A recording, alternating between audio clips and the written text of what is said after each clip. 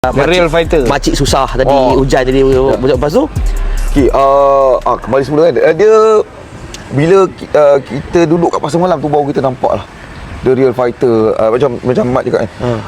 Orang berniaga pasar malam ni dia punya tawakal tu gila. Keadaan dia bertawakal kan. Sebab dia tak tahu lagi mana hujan dia tahu. ke Mungkin dia boleh tengok prediction.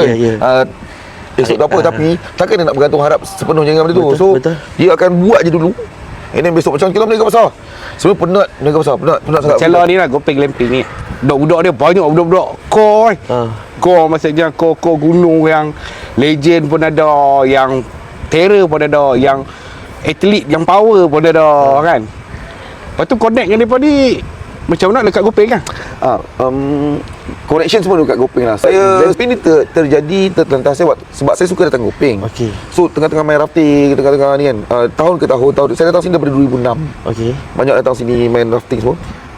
Lepas kat tempat dia, saya minta izin dia untuk buat chalet kat tempat dia kan, untuk tempat saya bermalam bila datang anak isteri. Sampai ada pakcik Wahab, memang yang kat kita kat sini. Dia datang, dia cakap, kamu nak beli tanah tak? Ada orang nak jual tanah. So pergilah tengoklah tanah ni. Waktu tu hutan memang semak tinggal kan. Ni je rasanya kan. Rumah tu rumah yang first dulu tu kan. Rumah ni je dulu first.